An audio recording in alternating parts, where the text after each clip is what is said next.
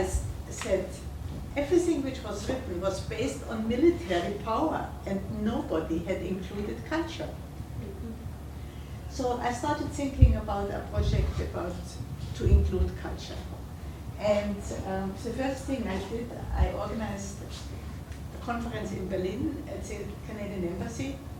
And this was really a fantastic event. I had always a politician, a scholar, and an artist debate each other. And it was dynamic because these people never ever talked to each other.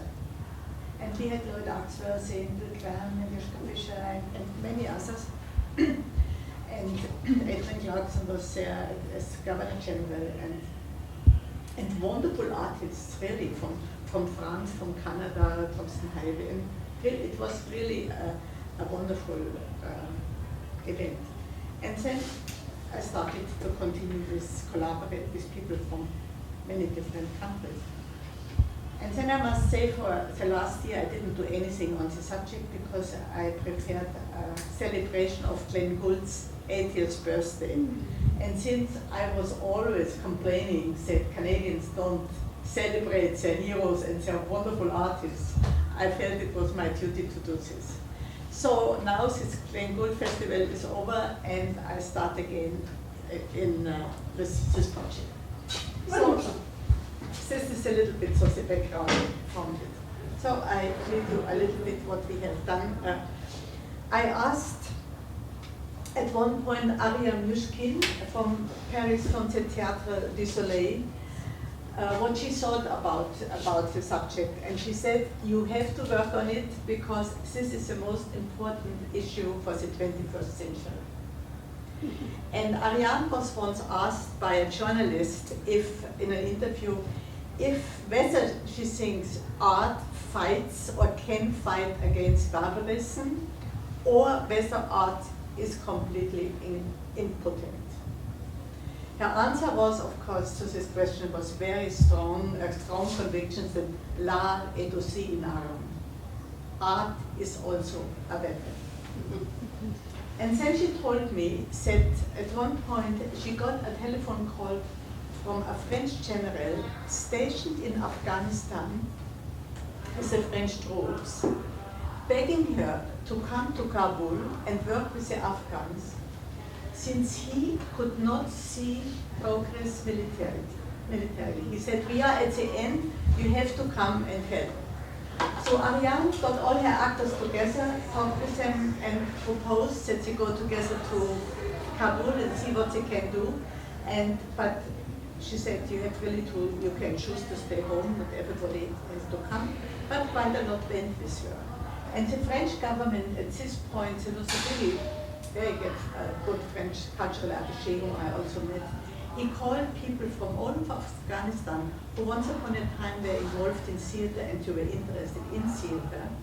And they are building a theater together, a real physically theater together, and with the Afghans and with the French, and they founded the second Théâtre du Soleil. And I will show you an excerpt of it, of her work, and the first production she did with them was Romeo and Juliet. And it was really fascinating because in the moment when the actors had masks on, they could say things they would never be able to say otherwise. So it was really, I'll tell you a little bit about how it's gone on. Now, how successful was she? Can art, in the case of theater here, achieve results where the military fails? Can the 1994 Human Development Report be broadened to make culture a decisive component of it? Now, since September 11, 2001, the word security has been in everybody's mind.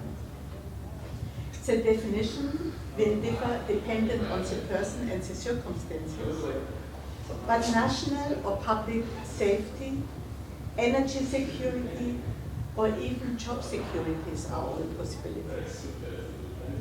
Thus, in the last decade, the realization that security is not just a matter of guarding against terrorism and military attacks shifted the discourse of security to a much larger constellation of concerns called human security.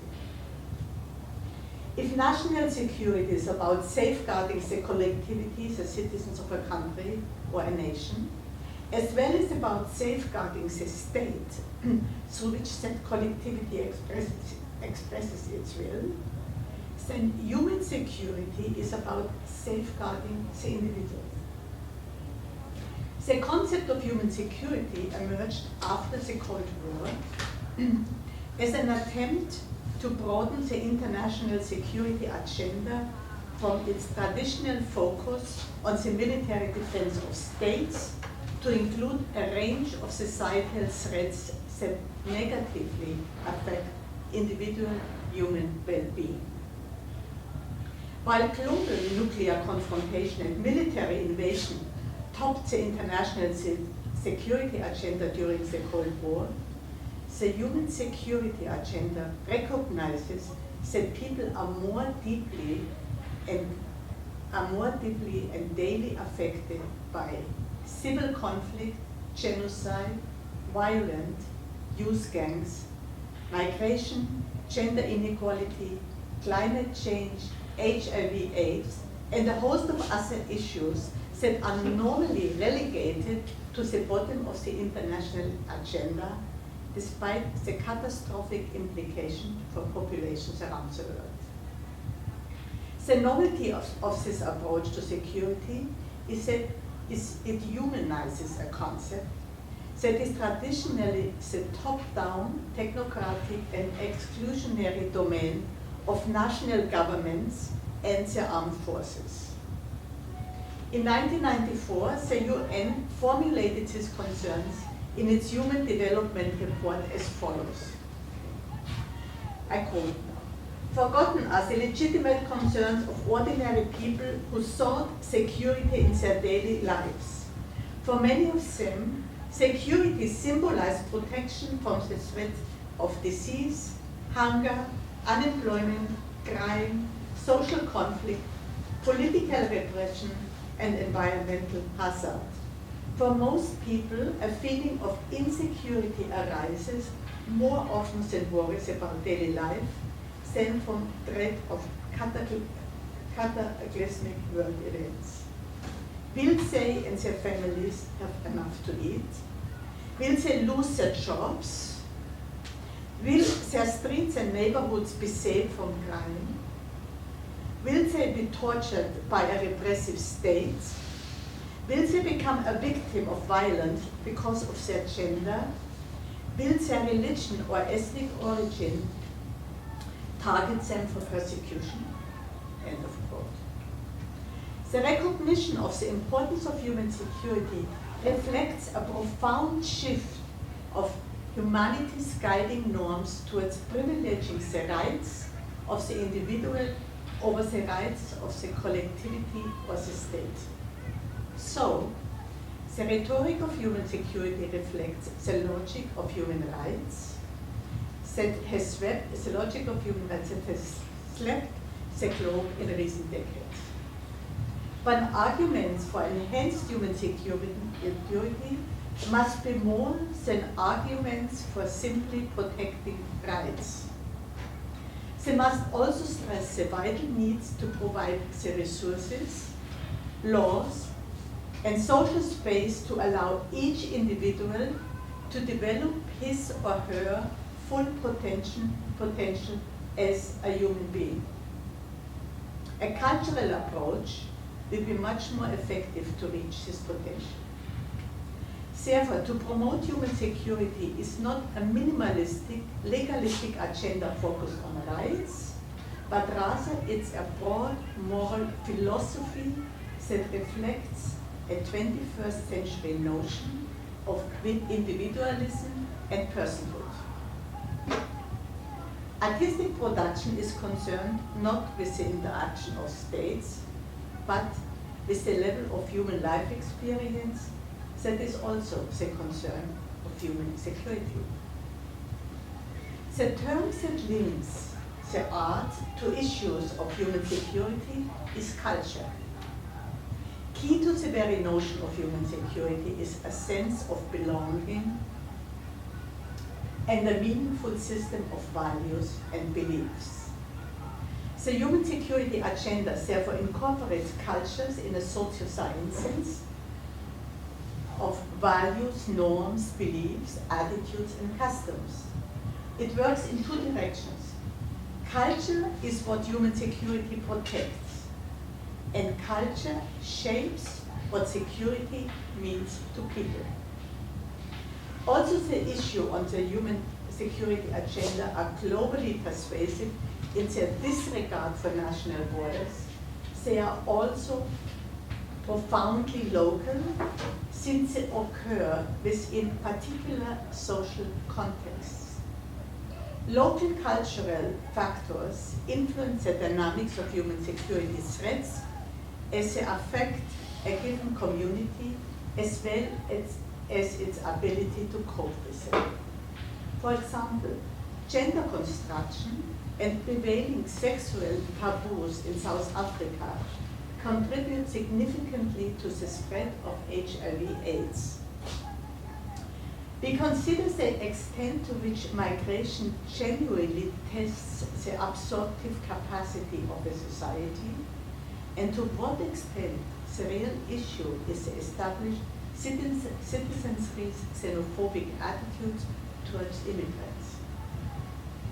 Further, we consider how different forms of social exclusion drive many youth towards gang memberships in pursuit of belonging, identity, and social support, and how urban planning and cultural programming can foster inclusive, gang-resilient cities.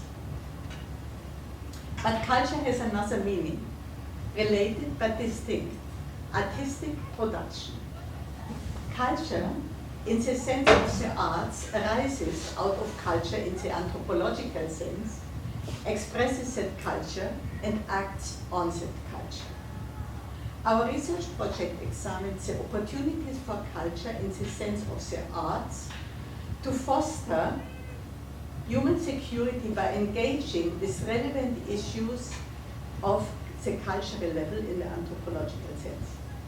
Our objective is to determine the most effective ways in which artists working in all media can foster constructive attitudinal change to overcome xenophobia, sexism, discrimination, marginalization, alienation, and other cultural factors that exacerbate the insecurity of citizens anywhere. Our project examines cultural agencies as it impinges on human security in three ways. First, it explores the ability of the arts to forge community, identity, and belonging as constructive part of human security. Second, it considers the ability of artists to call attention to neglected issues of human security, change popular perceptions, and mobilize action. For example, Arya Myshkin, whom I mentioned already, her play Le Dernier Caravanserai, which introduced the issue of global migration, flows into popular consciousness, challenged many prevalent racist and xenophobic reactions that exacerbate the issue, and mobilized public pressure for policy change. And I'll tell you a little bit more about this. Third, I will give you examples of how artists have used the arts as a direct means of addressing specific threats and building human security. One example is a play, it's called Wut, Rage, a theater production of the Stuttgart Staatstheater that helped 15 former gang members develop a new source of belonging and self-empowerment through the arts. I have a little, it's a really interesting example. I have a little clip for you later on.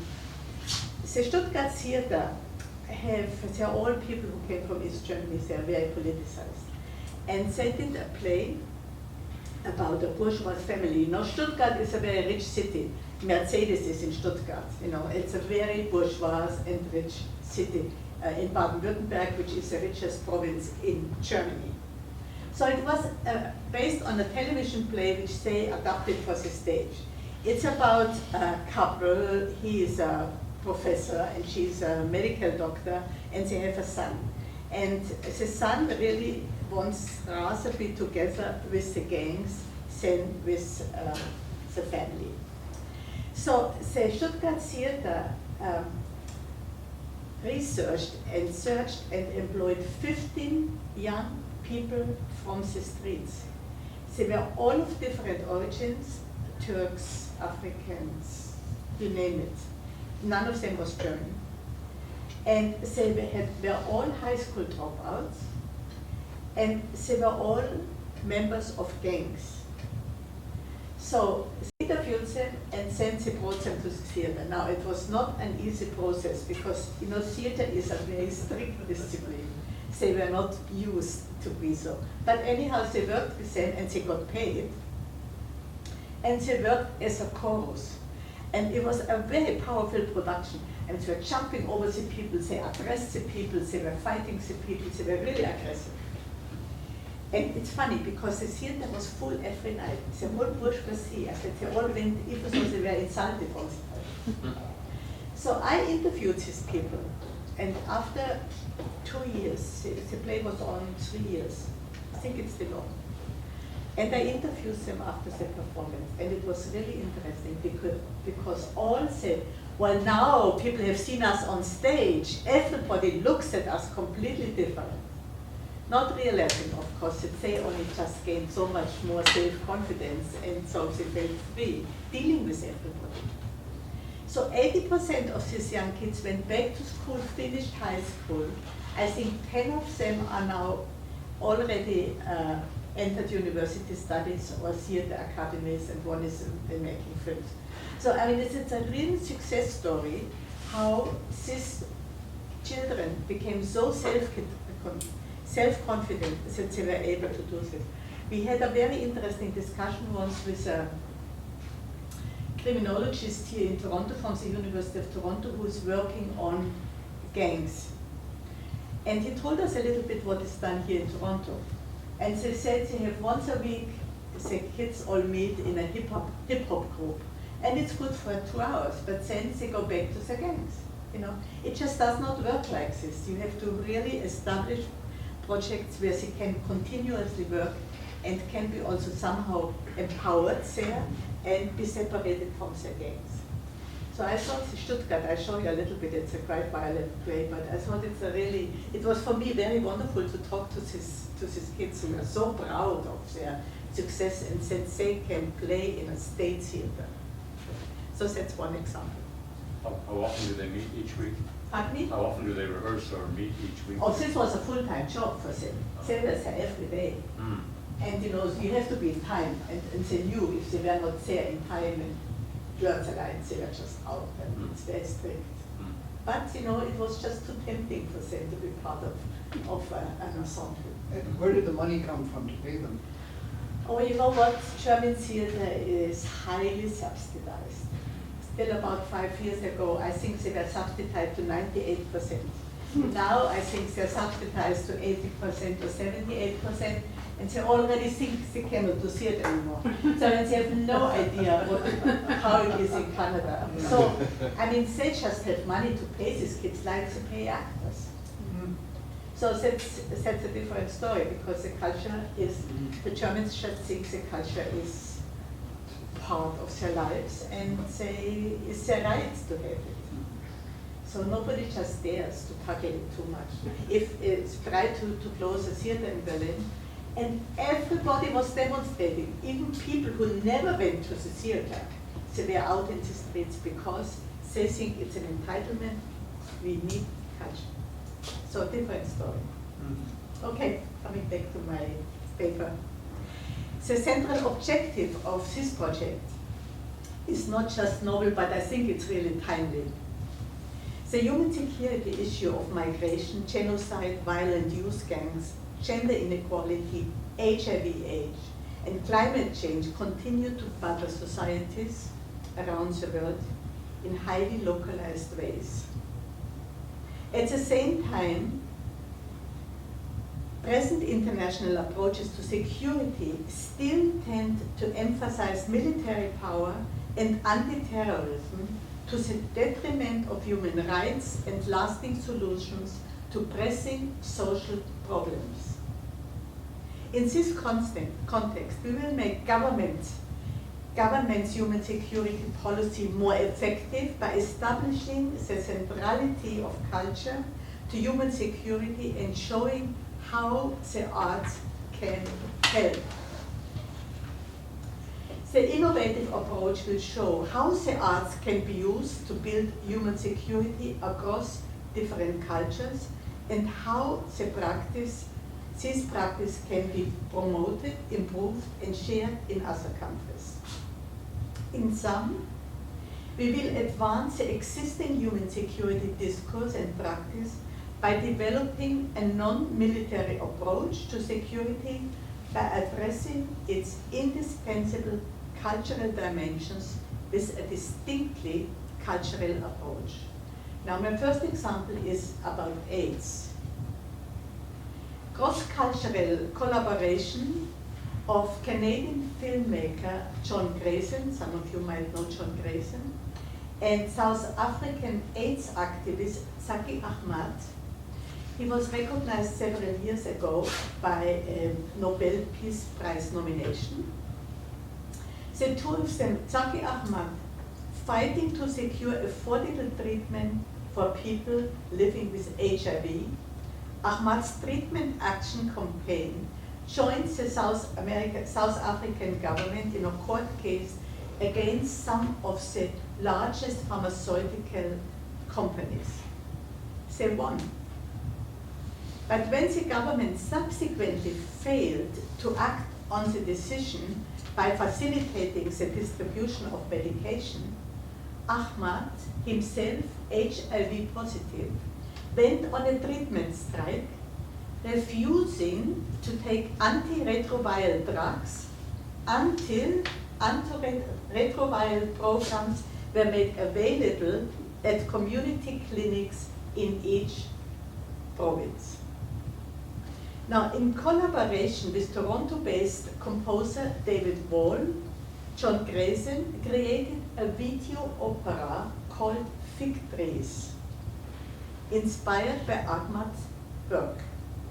May loosely summed up, the ghosts of two Western avant-garde artists, Gertrude Stein and Virgil Thomas, collaborators of a 1934 opera, Four Saints in 3 acts, proposed Ahmad, trying to persuade him to let them base an opera on his activities and implicitly, through their art, to memorialize him as a saint. In one segment of this opera film, he edits a short documentary including footage of Nelson Mandela's visit to Ahmad's home during the treatment strike. The segment ends with an image of Mandela, his back to the camera, pulling on a t-shirt emblazoned with the motto, HIV positive. Ahmad's treatment action campaign in South Africa produced and distributed thousands of these t-shirts, thus playing an important role in destigmatizing the disease, creating an environment in which the dreaded label HIV positive does not signify illness, but membership in a community of people who support a positive attitude towards tolerance